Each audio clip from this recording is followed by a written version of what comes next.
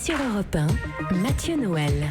Vous écoutez toujours Europe 1, il est 12h23, rien ne s'oppose à midi, continue avec Eva Rock, Virginie Salmen et chère Vanessa Zah, je sais que c'était votre rêve. Vider un pot de vin de 3 litres. Non, assister en direct à une chronique de Guy Carlier, Vanessa. Guy, aujourd'hui vous avez donc lu pour nous Le Figaro, c'est sympa parce que je vous avoue qu'on n'aurait peut-être pas fait de nous-mêmes. Oui, et bien c'est dommage car je ne sais pas s'il faut rire ou pleurer de cette pleine page du Figaro au milieu de laquelle est écrit tout simplement en gros caractères « Merci Johnny » et en dessous on peut lire « Les opticiens Optique 2000 ». Je ne suis pas sûr que ce marketing cynique soit très positif pour le lunetier, à propos duquel d'ailleurs le Parisien va encore plus loin ce matin puisqu'il demande, il a fait une étude, ils ont demandé à des vendeurs s'ils ne sont pas fatigués par le fameux slogan, les mecs qui rentrent chez Optique 2000, Optique 2000, les mecs ils en veulent. Et les gars ils disent, vous le tenez bien.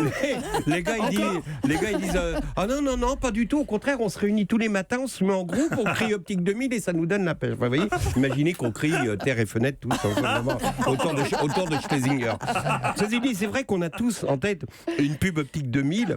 Moi je me souviens de celle à la télé, je ne sais pas si vous vous rappelez, où vous voyez Johnny débarquer en hydravion dans une île du Grand Nord, et alors soudain il croisait un loup. L'idée du publicitaire, c'est un affrontement de regard entre les yeux bleus et ceux du loup, et cet affrontement s'achevait par le fameux cri, l'autre faisait Optique 2000 et le loup s'enfuyait. Bon, seulement on devinait que l'accessoiriste du spot avait récupéré la pauvre bête dans un cercle minable de la porte d'Aubervilliers. C'était un animal efflanqué, souffrant de pelade, bon, et qui visiblement mourait de froid et de trouille. Autant vous dire que l'autre, quand il s'est approché du loup et qui s'est mis à hurler, la pauvre bête terrorisée s'est mise à trembler de tous ses membres et le loup a fait un malaise vagable. Donc ça, ils l'ont coupé au montage.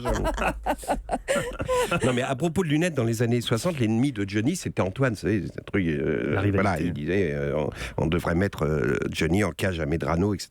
Ma mère m'a dit Antoine va te faire couper les cheveux. J'ai dit ma mère dans 20 ans si tu veux. Bon, aujourd'hui, 50 ans plus tard, la mère d'Antoine doit être contente. Son fils n'a pas eu besoin de se faire couper les cheveux. Ils sont tombés tout seuls. Alors du coup, quand Johnny a fait Optique 2000, son concurrent, Atoll, s'est dit on va faire une pub avec son ennemi Antoine. Ils ont pris le contre-pied. Au lieu d'une île nordique, ils ont choisi une île paradisiaque au soleil. Ils habillent Antoine d'une chemise hawaïenne aux couleurs vives qui représentait l'océan Pacifique, les îles, les lagons. Et l'accessoiriste est allé chercher un cacatoès dans le même cirque minable de la porte d'Aubervilliers. Arrivé sur l'île paradisiaque, on met en place Antoine et on demande à l'accessoiriste bon Coco, tu poses le cacatoès sur l'épaule de l'autre con. Et c'est là qu'on s'est rendu compte que la pauvre bête n'avait pas supporté la nourriture qui lui avait été servie pendant le vol. Donc ils ont fait plusieurs prises, mais à la fois, évidemment, il recommençait.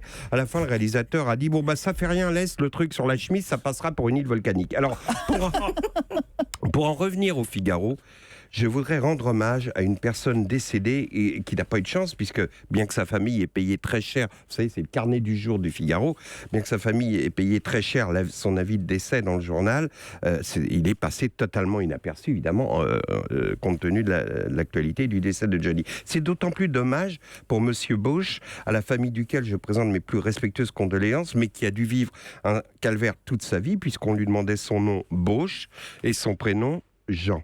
Donc, le mec, vous imaginez, les ricanements, etc. Et au moins, son calvaire est terminé. Mais, donc, je voudrais en hommage à Jean Bosch, vous alliez nombreux samedi en l'église Saint-Cast-le-Guildo, et à ce propos, je voudrais demander à monsieur le curé de la paroisse de Saint-Cast-le-Guildo d'enlever l'avis qu'il a accroché à la porte de son église sur lequel il a écrit « Samedi Jean Bosch ». Alors, parce que plus jamais on pourra plaisanter là-dessus. D'ailleurs, il y a bien longtemps que Jean Bosch, ça ne fait plus rire personne. Merci beaucoup Guy Carlier. Mourir en même temps que Johnny Hallyday, c'est le syndrome Farrah Fawcett qui était morte juste avant Michael Jackson, ou du coup, oui, ou juste vrai. après, mais je ne sais plus exactement, C'est mais vrai. je me souviens, j'étais à la rédaction à ce moment-là, et on n'avait pas beaucoup parlé de Farrah Fawcett. Je rappelle que toutes vos chroniques Guy sont disponibles évidemment sur le site europe1.fr. Europe 1.